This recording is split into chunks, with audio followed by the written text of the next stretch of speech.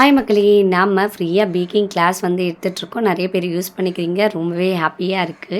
So இன்னைக்கு வந்து most ரிக்வெஸ்டடா கேட்ட எக்லெஸ் டீ கேக் தான் நம்ம வந்து இன்னைக்கு ரெசிபியா பார்க்க போறோம். ஸோ இது அப்லோட் பண்ணுறதுக்கு லேட் ஆனதுக்கு very very sorry friends. So அது மட்டும் இல்லாம வீடியோவை ஸ்கிப் பண்ணாம எண்டு வரைக்கும் பாருங்க. இதில இந்த கேக் செய்யறதுக்கான டிப்ஸ் அண்ட் ட்ரிக்ஸ் எல்லாமே நான் உங்க கூட ஷேர் பண்ணியிருக்கேன். ஸோ அதனால வீடியோவை ஸ்கிப் பண்ணாம எண்டு வரைக்கும் பாருங்க. இது கண்டிப்பா உங்களுக்கு யூஸ்ஃபுல்லா இருக்கும். டீ கேக்ல எக்கு போடாமலே இவ்வளோ ஸ்பான்ச்சியா இவ்வளோ சூப்பரா வந்து செய்ய முடியும். ஸோ அது எப்படி செய்யறது அப்படின்னு சொல்லி பார்க்கறதுக்கு முன்னாடி நிறைய பேர் வீடியோ பார்க்குறீங்க. ஆனால் சேனலை சப்ஸ்கிரைப் பண்ணிட்டு பார்த்தீங்க அப்படின்னா எனக்கு ஒரு மோட்டிவேஷ்னலாக இருக்கும். அது மட்டும் இல்லாமல் இந்த வீடியோ உங்களுக்கு யூஸ்ஃபுல்லாக இருக்குன்னா மறக்காமல் ஒரு லைக் பட்டனையும் தட்டி விடுங்க.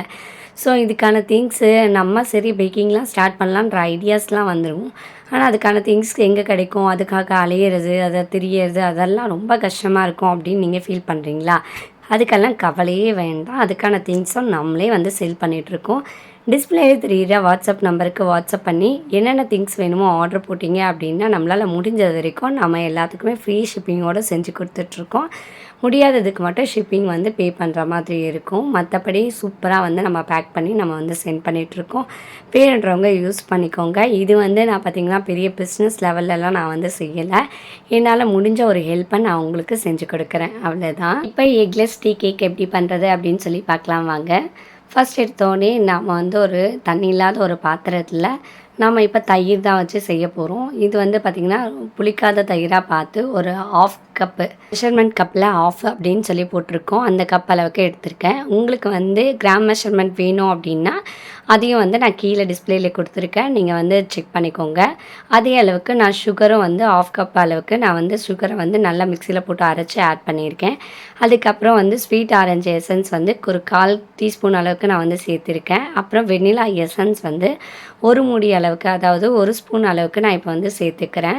சேர்த்துட்டு நம்ம நல்லா வந்து பீட் பண்ணிக்கலாம். எல்லாத்தையுமே நல்லா மிக்ஸ் பண்ணிக்கணும். அதாவது சுகர் நல்லா கரையிற அளவுக்கு நல்லா பீட் பண்ணால் போதும். ஸோ நல்லா வந்து நம்ம பீட் பண்ணிக்கலாம். ஸோ இதுக்கு நீங்கள் வந்து பீட்டர் யூஸ் பண்ணாமலே நீங்கள் வந்து கையிலேயே வந்து ஈஸியாக வந்து மிக்ஸ் பண்ணிடலாம். அப்படிங்கிறதுனால ஒரு விஸ்க் இருந்தாலே போதும். நல்லா வந்து மிக்ஸ் பண்ணிடலாம். ஈஸியாக வந்து வீட்லேயே நீங்கள் வந்து செஞ்சு சாப்பிடலாம். அவ்வளோ டேஸ்ட்டாக கிடைக்கும். ஏன்னா கடையிலலாம் வந்து பார்த்திங்கன்னா டீ கேக் அப்படிங்கிறது எக் போட்டு தான் கொடுப்பாங்க. சிலர் வந்து எக்லெஸ்ஸாக தான் விரும்புவாங்க. ஸோ அந்த மாதிரி இருக்கிறவங்களுக்கு நீங்கள் இந்த மாதிரி செஞ்சு கொடுத்தீங்க அப்படின்னா திரும்ப திரும்ப வாங்கி சாப்பிடுவாங்க. இப்போ 1/4 கப் அளவுக்கு நான் ரீஃபண்ட் ஆயில் வந்து ஆட் பண்ணிக்கிறேன். ஸோ நீங்கள் வந்து வாசனை இல்லாத ஆயில் எது வேணாலும் ஆட் பண்ணிக்கலாம். ஸோ நான் இப்போ வந்து 1/4 கப் அளவுக்கு, எதுக்கு நான் கப் மெஷர்மெண்ட் காமிக்கிறேன் அப்படின்னா சிலருக்கு வந்து 1/4 கப் ஆஃப் கப் அப்படின்னு சொல்லும் போது என்ன மெஷர்மெண்ட் அப்படின்னு சொல்லிட்டு புரிய மாட்டேங்குது. அதுக்காகவே நான் வந்து என்ன கப் யூஸ் பண்ணுறேனோ அதை வந்து காமிக்கிறேன். இப்போ ஒரு பிஞ்ச் அளவுக்கு நான் சால்ட் வந்து ஆட் பண்ணிக்கிறேன். இதையும் நல்லா வந்து மிக்ஸ் பண்ணிக்கலாம். ஸோ அந்த சால்ட் நல்லா கரைஞ்சா போதும். இது வந்து ஜஸ்ட்டு நல்லா வந்து மிக்சிங் ஆனால் போதும். ஸோ அந்தளவுக்கு நல்லா மிக்ஸ் பண்ணிவிட்டு இப்போ வந்து நான் பேக்கிங் பவுடர் வந்து யூஸ் பண்ணுறேன். இது டிஎஸ்பி அப்படின்னு போட்டிருக்கேன். ஒரு 1 ஸ்பூன் அந்த அளவுக்கு நான் வந்து 1 ஸ்பூன் ஃபுல்லாக வந்து பேக்கிங் பவுடர் வந்து ஆட் பண்ணியிருக்கேன். அதில் பாதி அளவுக்கு நான் இப்போ வந்து பேக்கிங் சோடா வந்து ஆட் பண்ணிக்கலாம். ஸோ அதையும் வந்து நல்லா மிக்ஸ் பண்ணிவிட்டு நெக்ஸ்ட்டு வந்து பார்த்திங்கன்னா நான் பால் பவுடர் வந்து ஆட் பண்ண போகிறேன். ஸோ இது வேணுன்றவங்க ஆட் பண்ணலாம், வேணான்றவங்க ஸ்கிப் பண்ணிக்கலாம். எல்லாம் நல்லா மிக்ஸ் ஆகிற அளவுக்கு நல்லா வந்து நல்லா பீட் பண்ணிக்கலாம். ஸோ இதில் வந்து பார்த்திங்கன்னா ஒரு சிஸ்டர் வந்து கேட்டிருந்தாங்க, இந்த மாதிரி எக்லெஸ்க்கு பேக்கிங் சோடா பேக்கிங் பவுடர் இல்லாமல் ஒரு கேக் வந்து போடுங்க அப்படின்ற மாதிரி கமெண்ட் பண்ணியிருந்தாங்க. ஸோ நம்ம எக்லெஸ் செய்கிறோம் அப்படின்னாலே நமக்கு பஃப்னஸ் கிடைக்காது, ரொம்ப சப்பையாக தான் கிடைக்கும். அதுலேயும் நீங்கள் பேக்கிங் பவுடர் பேக்கிங் சோடா எதுவுமே யூஸ் பண்ணலை அப்படின்னா கேக் மாதிரி வராமல் ஒரு அடை மாதிரி வரும். ஸோ நம்ம இட்லி எப்படி செய்கிறோமோ அந்த மாதிரி உங்களுக்கு ஸ்ட்ரக்சர் கிடைக்கும். அதனால் இதில் கம்பல்சரி நீங்கள் வந்து பார்த்திங்கன்னா baking soda baking powder use பண்ணுற மாதிரி தான் இருக்கும். அதனால் பேக்கிங் பவுடர் பேக்கிங் சோடா வந்து நான் சொன்ன அளவுக்கு சேம் அளவுக்கு நீங்கள் வந்து ஆட் பண்ணிக்கோங்க. இப்போ நல்லா வந்து பார்த்திங்கன்னா எந்த ஒரு கட்டியும் இல்லாமல் நல்லா வந்து மிக்ஸ் பண்ணியாச்சு. இது கூட வந்து பார்த்திங்கன்னா கப் மெஷர்மெண்ட்டில் 1 கப் அப்படின்னு போட்டிருக்க பெரிய கப்பு. இதில் 1 கப் அளவுக்கு நம்ம ஃபுல்லாக வந்து மைதா மாவு வந்து ஆட் பண்ணிக்கலாம். அதுவும் இந்த மாதிரி ஜலிச்சு நீங்கள் ஆட் பண்ணிங்க அப்படின்னா பபிள்ஸ் எதுவும் ஃபார்ம் ஆகாது.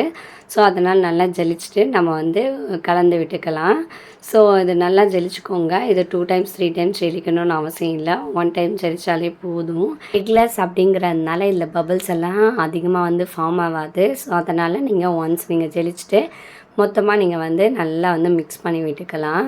ஸோ ரொம்ப ஈஸியாக வந்து செஞ்சிடலாம். நெக்ஸ்ட்டு எல்லாருக்கும் நிறைய டவுட் வர்றதுன்னு பார்த்திங்கன்னா, இதை எத்தனை நாளைக்கு ஸ்டோர் பண்ணி வைக்கலாம், எவ்வளோ நாள் வந்து ஸ்டோர் பண்ணி சாப்பிடலாம் அப்படிங்கிற டவுட் வந்து வந்துடுது. ஸோ நிறைய வீடியோஸ்க்கு கீழே வந்து பார்த்திங்கன்னா லைஃப் டைம் சொல்லுங்கள் அப்படிங்கிற மாதிரி தான் கமெண்ட் பண்ணியிருக்கீங்க.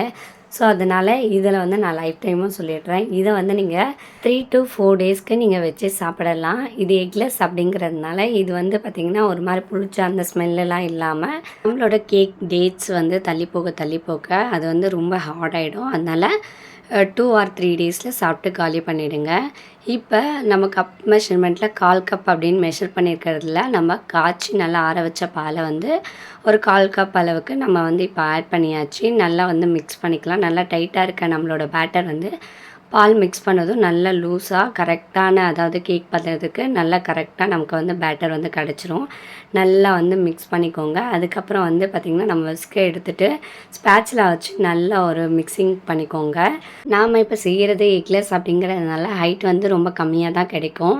ஸோ அதனால் இன்றைக்கி நான் 6 inch டின்னு தான் நான் வந்து எடுத்திருக்கேன். இதில் வந்து பார்த்திங்கன்னா நான் ஆயிலும் மைதாவும் கோட் பண்ணி வச்சுருக்கேன். ஸோ அதில் நம்மளோட பேட்டரை வந்து ஷிஃப்ட் பண்ணிக்கலாம். ஸோ நல்லா வந்து மிக்ஸ் பண்ணிக்கோங்க. அடியில் எந்த ஒரு கட்டியும் இல்லாத மாதிரி மிக்ஸ் பண்ணால் போதும். இப்போ நம்மளோட பேட்டரை நம்மளோட டின்னுக்கு ஷிஃப்ட் பண்ணிக்கலாம். ஸோ நல்லா வந்து ஷிஃப்ட் பண்ணதுக்கப்புறம் லெவலாக இருக்கா அப்படின்னு சொல்லிட்டு நல்லா லெவல் பண்ணிவிட்டு, இதில் வந்து பெருசாக நமக்கு பபிள்ஸ் எதுவும் ஏர் வந்து ஃபார்ம் ஆகாது. பட் இருந்தாலும் ஏர் பபிள்ஸ் குட்டி குட்டியாக ஏதாவது ஃபார்ம் ஆகிறதுக்கு சான்ஸ் இருக்குது. ஸோ அதனால் நம்ம டூத் பிக்கை வச்சு எப்பவும் பண்ணுற மாதிரி தான் ஜிக்ஸாக் பண்ணி விடுங்க. நெக்ஸ்ட்டு நம்ம இந்த ப்ரொசீஜர் செய்கிறதுக்கு முன்னாடியே 180 degree செல்சியஸில் பேக்கிங் மோடில் நான் வந்து 10 minutes வந்து ப்ரீ ஹீட் வந்து போட்டு வச்சுருந்தேன். அது கரெக்டாக முடியறதுக்கும் நம்ம பேட்டர் ரெடி ஆகிறதுக்கும் கரெக்டாக இருக்கும். இப்போ 180 degree செல்சியஸில் டாப் அண்ட் பாட்டம் ராட் வந்து ஆன் பண்ணி 30 minutesக்கு நான் வந்து செட் பண்ணியிருக்கேன். ஸோ இப்போ வந்து பார்த்திங்கன்னா நல்லா நமக்கு வந்து பேக் ஆகி கிடைக்கும். பட் ஆனால் வந்து ஒரு சிஸ்டர் வந்து கேட்டிருந்தாங்க, மேலே மட்டும் கலர் வரல, அதுக்கு என்ன பண்ணுறது அப்படின்னு சொல்லிட்டு. இந்த மாதிரி டூத் பிக்கை வச்சு குத்தி பார்த்தீங்க அப்படின்னா நல்லா வெந்திருக்கா இல்லையா அப்படின்னு சொல்லிட்டு தெரியும். இப்போ நல்லா வெந்திருக்கு, பட் ஆனால் கலர் வரலை.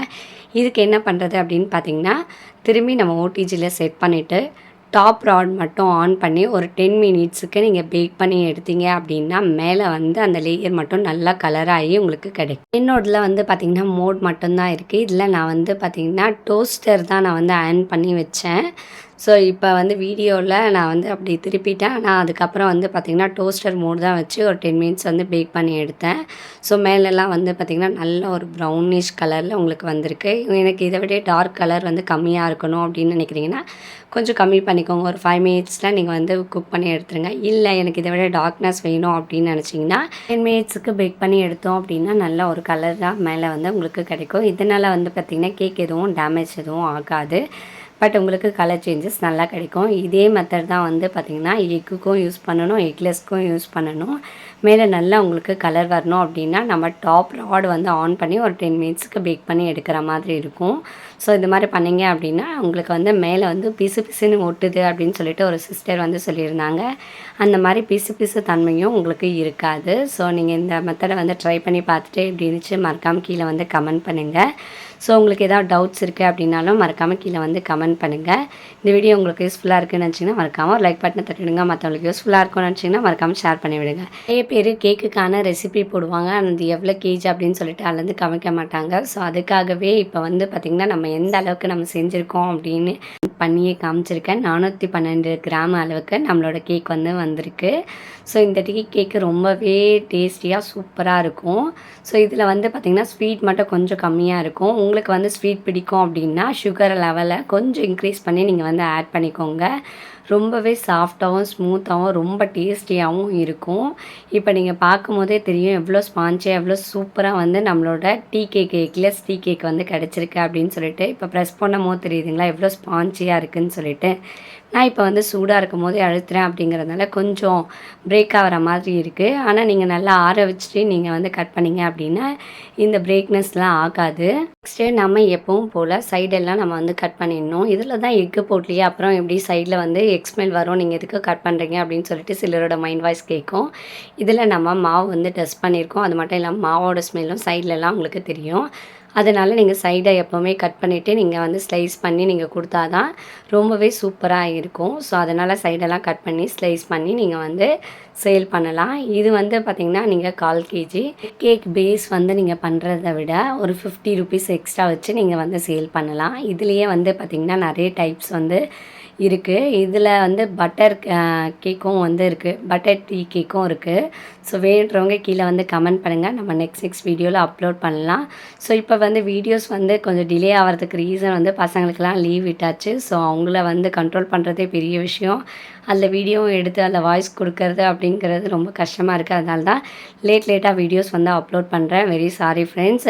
ஸ்கூல் திறந்ததுக்கப்புறம் ரெகுலராக வந்து வீடியோஸ் வந்து அப்லோட் பண்ணலாம். இந்த வீடியோ வந்து உங்களுக்கு யூஸ்ஃபுல்லாக இருந்திருக்கும் அப்படின்னு நினைக்கிறேன். இதுக்கும் மேலே உங்களுக்கு ஏதாவது டவுட்ஸ் இருக்குன்னா கண்டிப்பாக நீங்கள் கீழே வந்து கமெண்ட் பண்ணுங்கள். என்னால் முடிஞ்ச வரைக்கும் ஆன்சர் பண்ணுறேன்.